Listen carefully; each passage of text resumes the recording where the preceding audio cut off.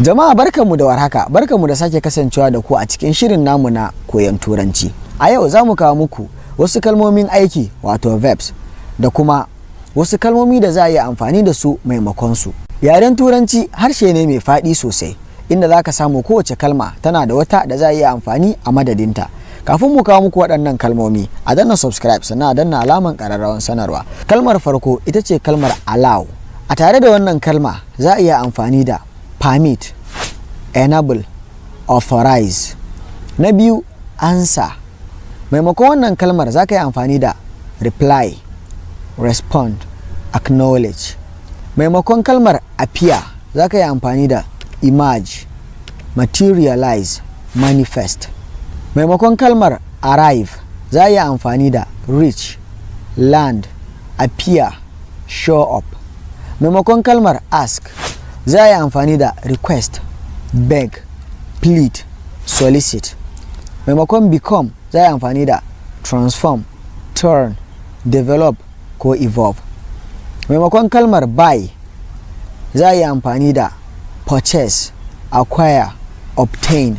Maimakon kalmar choose za a yi amfani da select, elect, pick, opt. Maimakon kalmar close za a yi amfani da shut, seal, lock, fasten. Maimakon kalmar decide za a yi amfani da determine ko resolve ko conclude. Maimakon kalmar end za a yi amfani da conclude, finish, terminate. Maimakon kalmar enter za a yi amfani da access, penetrate, invade. Maimakon kalmar explain za a yi amfani da clarify ko expound ko describe. Maimakon kalmar follow za a yi amfani da chase, pursue, trail, track. Maimakon kalmar give za a yi amfani da provide ko offer ko supply ko render. Maimakon kalmar hold za a yi amfani da retain, maintain, keep ko grip. Maimakon kalmar keep za a yi amfani da preserve ko retain ko sustain. Maimakon kalmar leave za a yi amfani da abandon ko forsake ko desert ko quit. Maimakon kalmar loss za a yi amfani da misplace, forfeit ko drop ko displace. Maimakon kalmar pay za a yi amfani da remunerate ko sell ko disburse.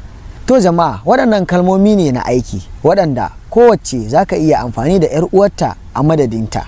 Hakan zai sa turancinka ya gyaru kuma ya zama kana amfani da wasu kalmomi da ba kowa ne yake amfani da su ba. Idan akwai kalmomin aiki da kuke son a sake zaƙulo muku, a zo muku da waɗanda za a iya amfani da su a madadinsu, ku sa mana a comment section. Mun gode. Kafin nan kar a manta a danna subscribe sannan a danna alaman ƙararrawan sanarwa.